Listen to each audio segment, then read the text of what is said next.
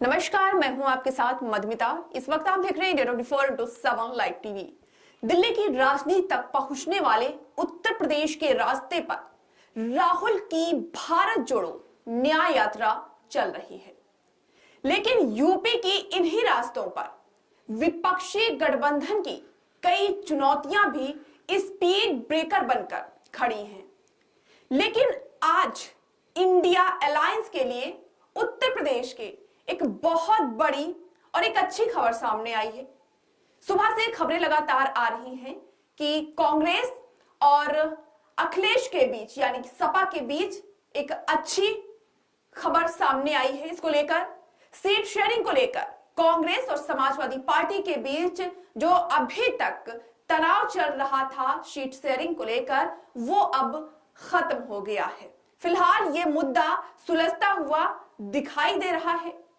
आपको बता दें कि कांग्रेस और अखिलेश की 17 सीटों की पेशकश को मान चुकी है, लेकिन सवाल अभी भी वही है, क्या वाकई यूपी में इंडिया गठबंधन के बिना किसी गिले शिकवे के चुनाव के लिए तैयार है?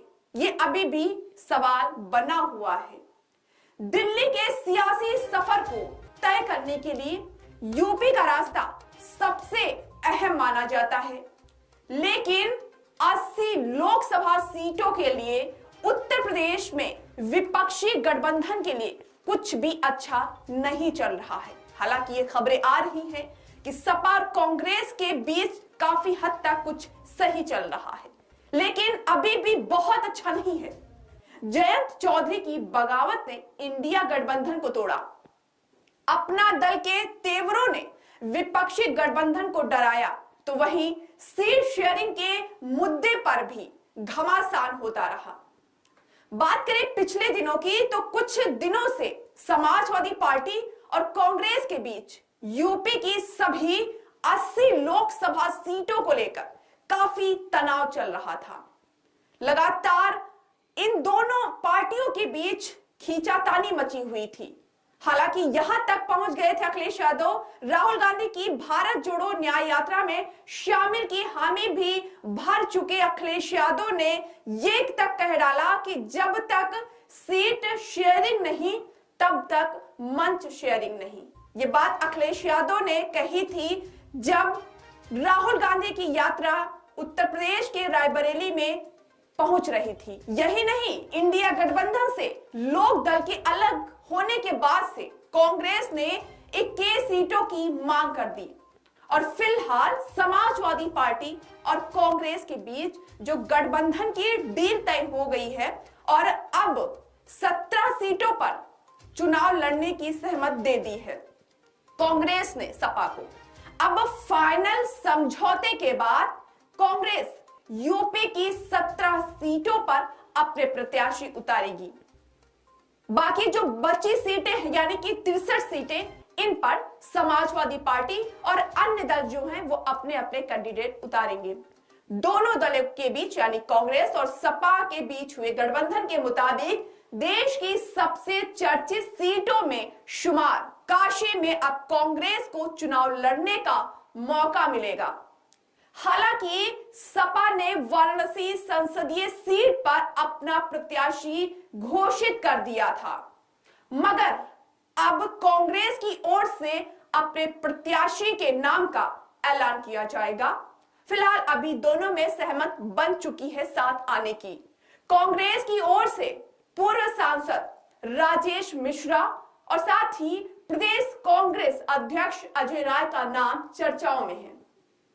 अजय राय का कहना है कि वाराणसी संसदीय सीट के प्रत्याशी के बारे में पार्टी हाईकमान यानी कांग्रेस आखिरी फैसला लेगा। ये अभी तक की जो खबर आई है वो हम आपको बता रहे हैं। इस समय दोनों नेता चर्चा में हैं। सपा और कांग्रेस के बीच हुए गठबंधन में जिन 17 सीटों को कांग्रेस को देने का फैसला किया गया है, उनमें आपको बता दें वाराणसी संसदीय क्षेत्र भी शामिल है। वाराणसी संसदीय सीट को देश की सबसे चर्चित सीटों में गिनी जाती है, क्योंकि इसके पीछे आपको कारण बताते हैं। 2014 जब चुनाव हुआ था लोकसभा का और 2019 के लोकसभा चुनाव में इस संसदीय सीट से प्रधानमंत्री नरेंद्र मोदी ने चुनाव जीता था। तमाम कोशिशों के बावजूद विपक्षी दलों की ओर से दोनों चुनावों में यानी 2014 और 19 के चुनाव में पीएम मोदी की मजबूत घेराबंदी नहीं की जा सकी और प्रधानमंत्री नरेंद्र मोदी ने आसानी से विपक्षी उम्मीदवारों को भारी मतों से हराया। हालांकि अभी तक भाजपा ने लोकसभा चुनाव के मद्देनजर अपनी कोई भी सूची जारी नहीं की है, लेकिन आपको बता दें कि वाराणसी संसदीय क्षेत्र से एक बार फिर प्रधानमंत्री नरेंद्र मोदी का चुनाव लड़ना तय माना जा रहा है। पीएम मोदी के जरिए भाजपा आसपास की सीटों के साथ ही उत्तर प्रदेश के सियासी समीकरण को साधने की कोशिश करेगी। यदि भाजपा की ओर से इस बार भी पीएम मोदी को इस संसदीय सीट से यानी कि वाराणसी संसदीय सीट से चुनावी अखाड़े में उतारा गया तो विपक्ष के लिए उनको चुनौती देना फिर काफी मुश्किल साबित होगा। अगर बीजेपी संसदीय सीट से वाराणसी संसदीय सीट से लड़ती है तो। और आपको बता दें कि समाजवादी पार्टी के मुखिया यानी कि अखिलेश यादव ने पहले प्रदेश के पूर्व मंत्री सुरेंद्र पटेल को वाराणसी संसदीय सीट से सपा का प्रत्याशी घोषित किया था। वहीं अब आपको बता दें वाराणसी संसदीय सीट कांग्रेस के कोटे में जाने के बाद सपा खेमे में है, मायूसी दिख रही है। सपा की ओर से प्रत्याशी घोषित किए गए सुरेंद्र पटेल पहले से ही इस संसदीय क्षेत्र में यानी कि वाराणसी क्षेत्र में अपनी तैयारी में जुटे हुए थे। पार्टी की ओर से प्रत्याशी घोषित किए जाने के बाद उन्होंने बैठकों का सिलसिला भी शुरू कर दिया था, यानी कि तगड़ी तैयारियां देखी जा रही थी। बुधवार की सुबह से ही उन्होंने पार्टी कार्यकर्ताओं और मतदाताओं के साथ संवाद का सिलसिला भी शुरू कर दिया। लेकिन आपको बता दें कि अब उन्हें चुनावी दौड़ से हटना होगा।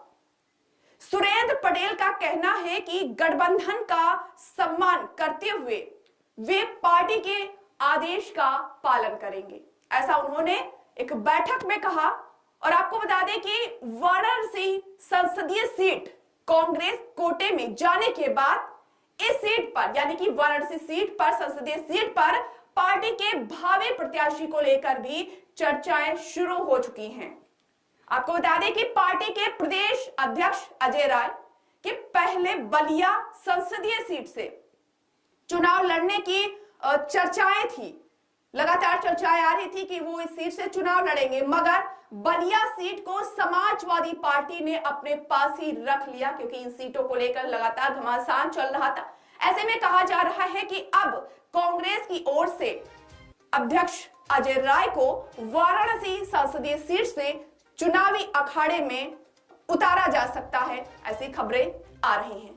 अजय राय के साथ आपको बता दें, अजय राय के साथ ही पूर्व सांसद राजेश मिश्रा का नाम भी चर्चाओं में है। दोनों नेताओं के नाम चर्चाओं में है।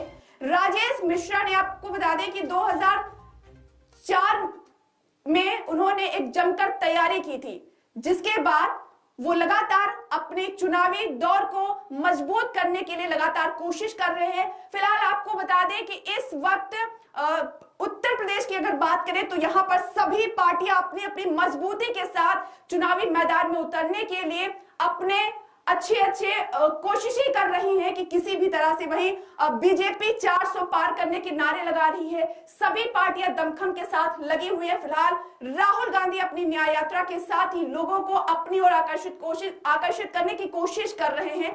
और जो अभी तक ये सामने आ रहा था कि सपा और यानी कि अखिलेश यादव और कांग्रेस के बीच जो सीट शेयरिंग को लेकर घमासान मचा था, तानाशाही मची हुई थी, अब इसमें सुधार आता हुआ नजर आ रहा है। सीटों में बंटवारा हो चुका है, तो इससे साफ जाहिर है कि जो उत्तर प्रदेश में गठबंधन टूटने की खबरें आ रही थी वो हालांकि सुधर चुकी है।